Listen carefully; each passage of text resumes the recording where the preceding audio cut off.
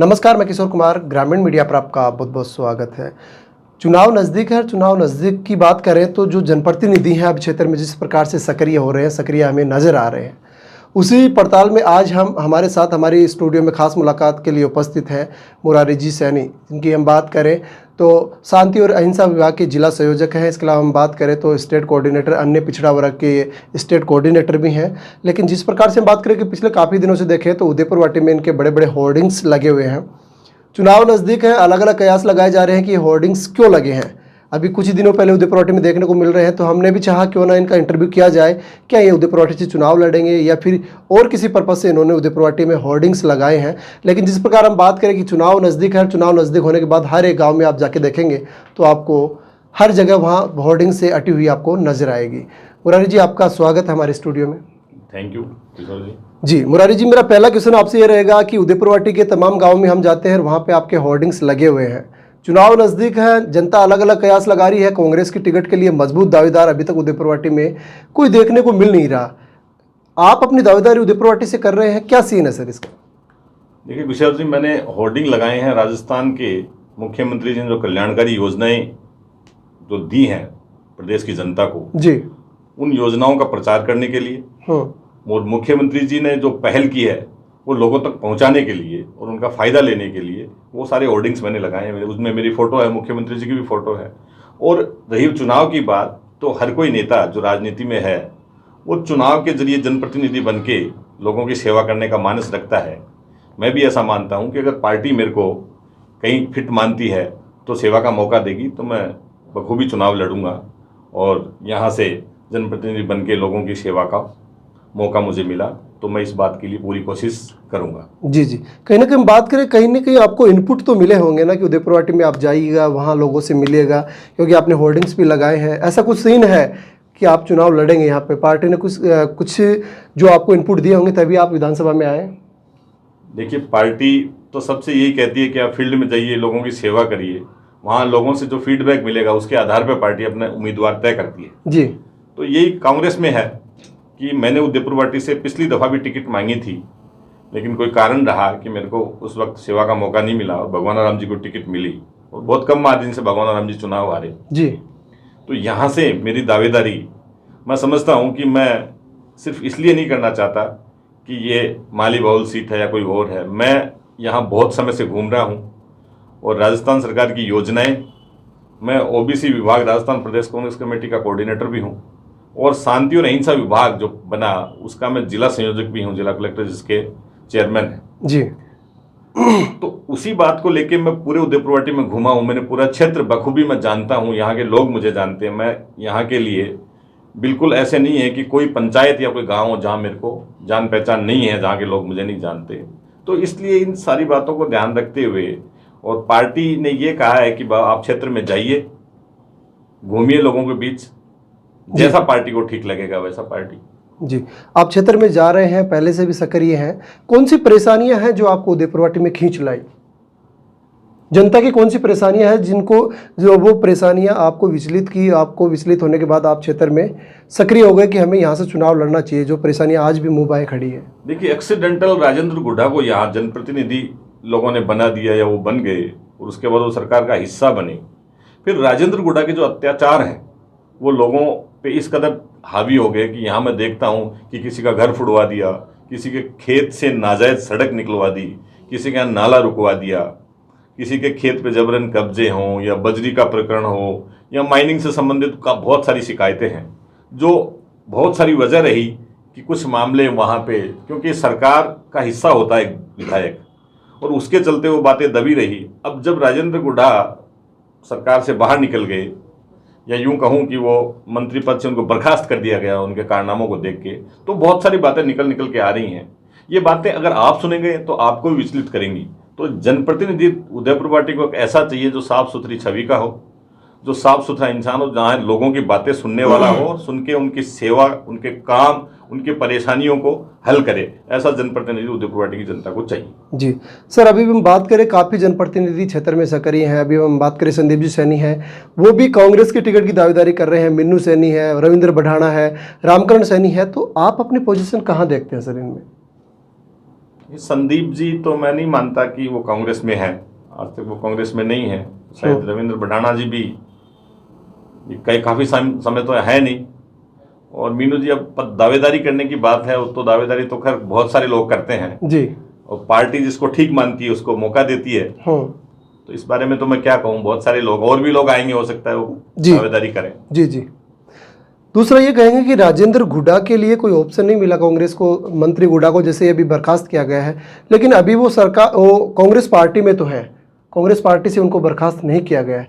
कहीं ना कहीं लोग, जब हम सर्वे में जा रहे हैं तो लोग बोल रहे हैं कि कांग्रेस की टिकट मंत्री गुड्डा को फिर से देगी राजस्थान की कांग्रेस सरकार। मुझे नहीं लगता कि राजेंद्र गुड्डा को कांग्रेस पार्टी वापस मौका देगी, क्योंकि जिस तरह से राजेंद्र गुड्डा ने मतलब खुद की फजीयत की है, पार्टी की बदनामी की है, और जिस तरह की हरकतें की हैं, पार्टी को जानबूझ के दूसरे लोगों से मैनेज होकर और पार्टी को बदनाम करने का जो कुत्सित प्रयास किया है, मुझे नहीं लगता कांग्रेस पार्टी उनको दोबारा मौका देगी। तो जिस प्रकार हम बात करें कि मंत्री राजेंद्र सिंह गुड्डा जैसे ही उनको बर्खास्त कर दिया गया, उनको हराने के लिए हम बात करें तो ये जो दिग्गज हैं, आप झुंझुनू से आए हैं, और भी काफ़ी दिग्गज आ रहे हैं, उनको लाया जा रहा है कि मंत्री गुड्डा को कोई तो कोई तोड़ मिले हमें, ऐसा कुछ है? ऐसा नहीं है। देखिए कि पिछली बार भी बहुत सारे लोगों ने टिकट मांगी थी। अब राजेंद्र गुड्डा नहीं है। राजेंद्र गुड्डा पिछली बार एक्सीडेंटल चुनाव को क्या समीकरण रहा कि पहले मंत्री रहे और उससे पहले वो चुनाव हार गए थे, तो अब कोई न कोई जीत जाता है, कि किस वजह से क्या वजह रही वो अलग बात है। बाकी किसी को लाया जा रहा है ऐसा नहीं है कि मैं झुंझुनू का ही रहने वाला हूँ, और जिला कोई बहुत बड़ा वो क्षेत्र भी नहीं है, मान लो अपना झुंझुनू जिला सटा हुआ है। आपस में सामाजिक रिश्तेदारियां भी होती हैं, मित्रता भी होती हैं, और लोगों से आना जाना मिलना भी। 20 साल राजनीति में जब किशोर जी हो जाते हैं तो 20 साल का एक लंबा पीरियड हो जाता है लोगों से मिलना जुलना। और जिला मुख्यालय में मैं रहता हूँ जी सर, और मुख्यालय से उदयपुर तक की दौड़ में सकता हूँ, कोई महीना या कोई पखवाड़ा ऐसा नहीं गया होगा जब मैं उदयपुर नहीं आया होगा जी।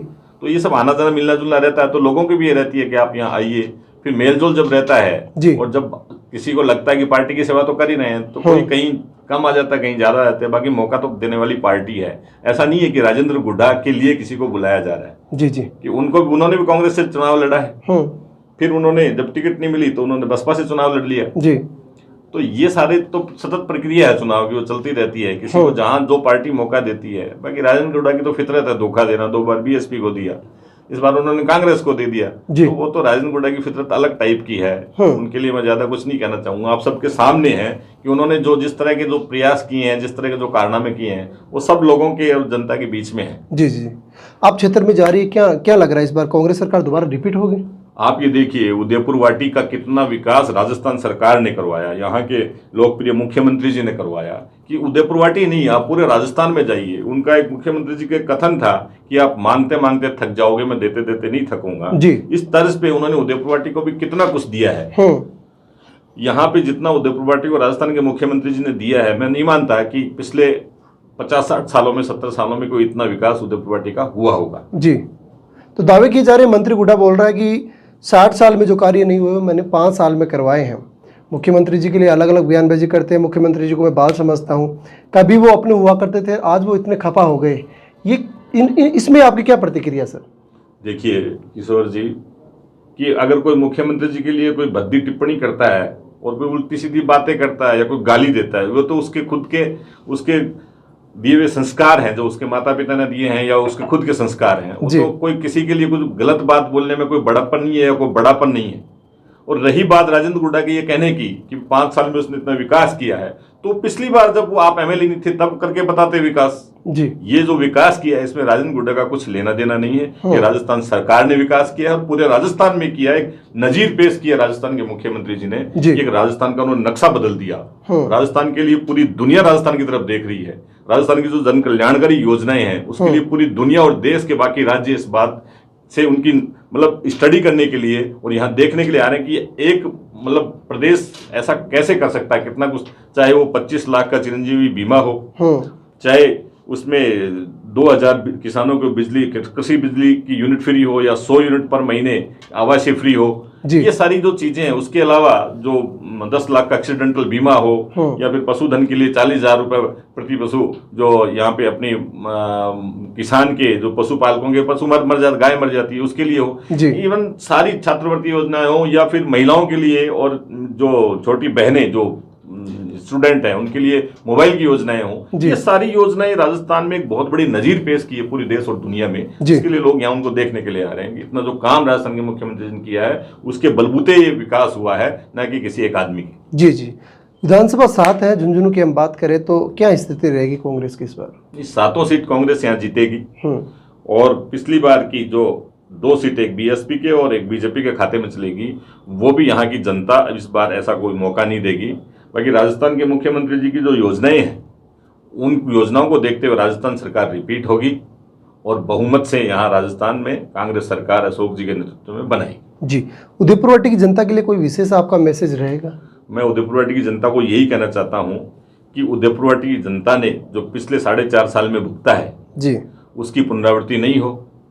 यहाँ पे जो राजस्थान के मुख्यमंत्री जी ने विकास किया वो विकास के दम पे राजस्थान के मुख्यमंत्री जी की स्वच्छ और साफ छवि को देख के, उनकी व्यक्तित्व को देख के और कांग्रेस को देख के राजस्थान यहाँ उदयपुर वाटी की जनता वोट देगी और यहाँ से कांग्रेस का एमएलए बना के विधानसभा में भेजेगी ताकि वो यहाँ उदयपुर वाटी की जनता की आवाज़ बने, उनकी आवाज़ उठा सके और उदयपुर वाटी क्षेत्र का बहुत अच्छा विकास हो सके। जी, धन्यवाद सर। ये थे हमारे साथ मुरारी जी सैनी, शांति और अहिंसा विभाग के जिला संयोजक, और हम बात करें अन्य पिछड़ा वर्ग के स्टेट ये कोऑर्डिनेटर हैं। जिस प्रकार हम बात करें कि उदयपुर वाटी में हर एक गांव में इनके जो होर्डिंग्स हैं वो आपको लगे हुए मिल जाएंगे। राजस्थान सरकार की 10 जो जन कल्याणकारी योजनाएं हैं उनके साथ इनके होर्डिंग्स लगे हुए हैं, जिनसे क्षेत्र में एक चर्चा है कि मुरारी जी सैनी है वो भी उदयपुर वाटी से चुनाव लड़ सकते हैं। आज इनकी जो मन की बातें थी वो हमने आप तक पहुँचाने की कोशिश की है। वीडियो के बारे में आपकी क्या राय है आप भी कमेंट बॉक्स में लिखकर जरूर बताइएगा। जय हिंद, जय भारत।